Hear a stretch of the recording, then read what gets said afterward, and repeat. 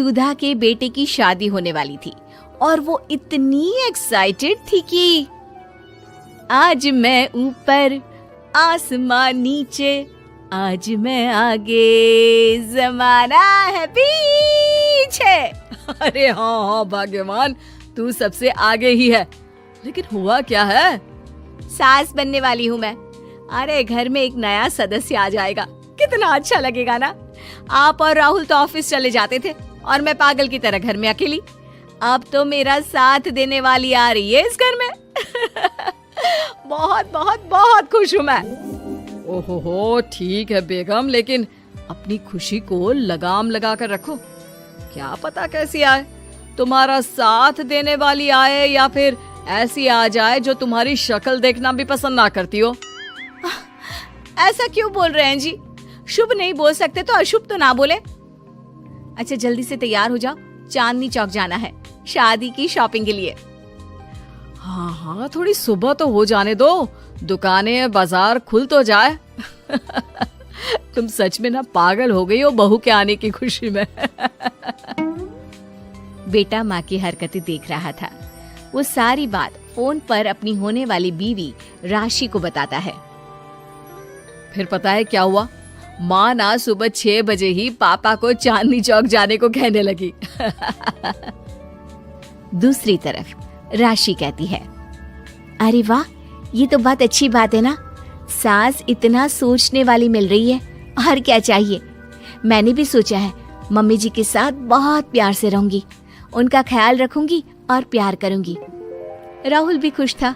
लेकिन बाजार में सुधा जी और उनके पति को एक अजीब सी दुकान दिखती है जिसके बाहर लिखा होता है, हमारे यहाँ सास बनने की ट्रेनिंग दी जाती है।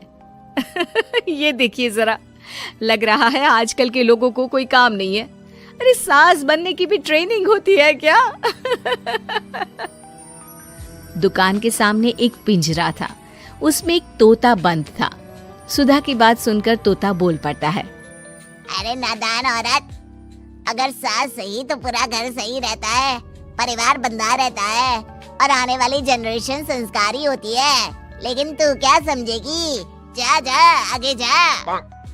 ओए, तोते बड़ा बोल रहा है, क्यों आगे जाऊं? मैं नहीं जा रही। देखा देखा, तेरे जैसी औरत को तो सास बनने की ट्रेनिंग लेनी ही चाहिए। निकाल 1000 रुपए और जान दर, नहीं तो पूरी जिंदगी रोती रहेगी।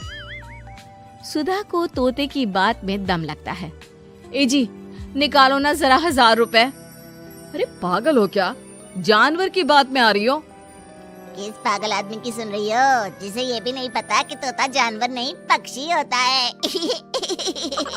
चलो निकालो 1000 रुपये और अंदर जाकर सास के रूप में जीवन को सफल कर लो। हाँ जी, बात तो ये सही बोल रहा है। कहाँ मैं आपकी बात में आ रही हूँ? मैं तो अंदर जा रही हूँ, 1000 रुपये दीजिए। पति क्या करता, बीवी की आज्ञा सर आंखों पर। लेकिन जैसे ही सुधा अंदर जाती है, सामने कई औरतें पहले से ही बैठी होती हैं। मेरी पहली बहू के वक्त मैंने इतना नहीं सोचा था, और आज वो मेरे सर पर चढ़कर नाचती है। गुरुजी, कोई उपाय बताए। तभी गुरु की नजर सुधा पर पड़ती है और वो आंखें बंद कर लेता है।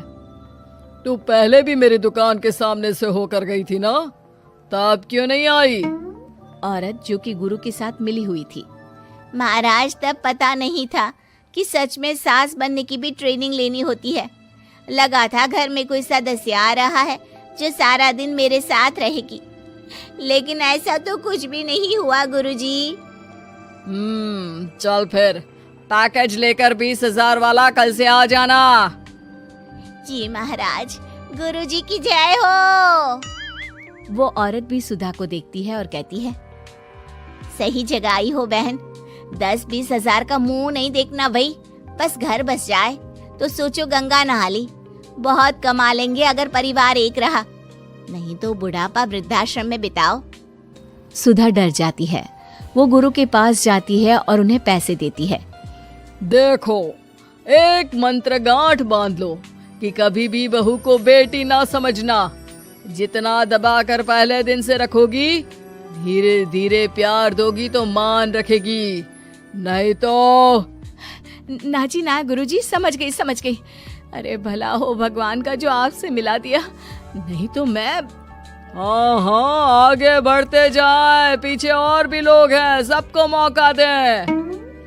सुधा घर आ जाती है।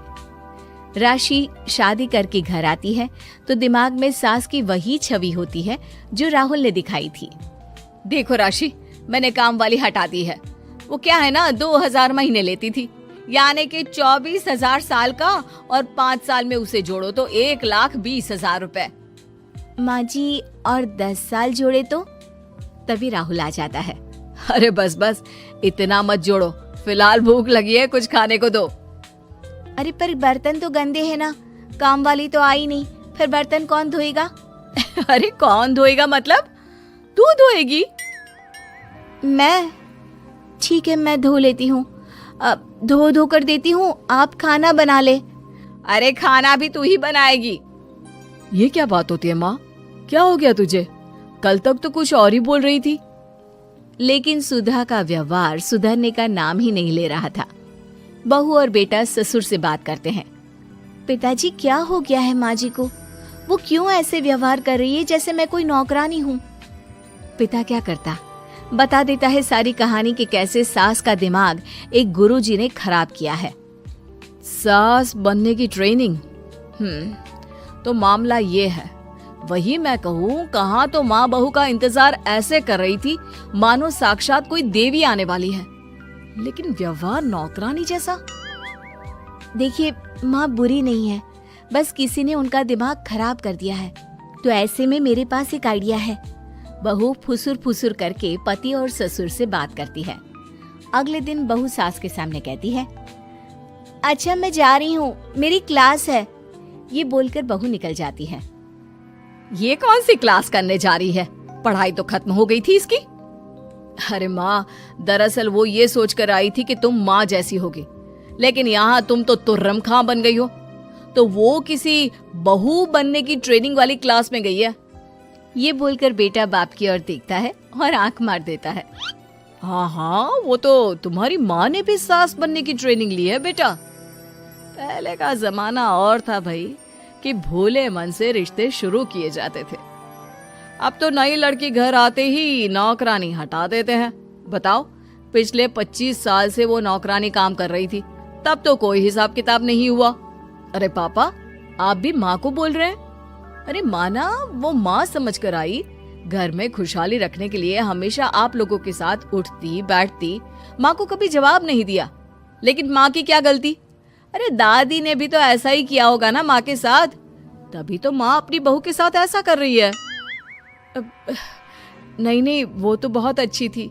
मेरे आने के बाद तो उन्होंने खाना बनाने वाली भी रख ली थी। अरे तो फिर तुमने क्यों काम वाली हटा दी? किसी के कहने पर अपना घर खराब कर रही हो तुम सुधा। अब बहू भी गई है ट्रेनिंग लेने, पता नहीं क्या सीख कर आएगी। नहीं, मैं अभी जाकर उसे ले आती हूँ। तभी बहू वहां पर आ जाती है। नहीं माँ जी, मैं कहीं नहीं गई थी, मैं तो सिर्फ आपके लिए ये नई साड़ी लेने गई थी। अब तो सब ठीक है ना?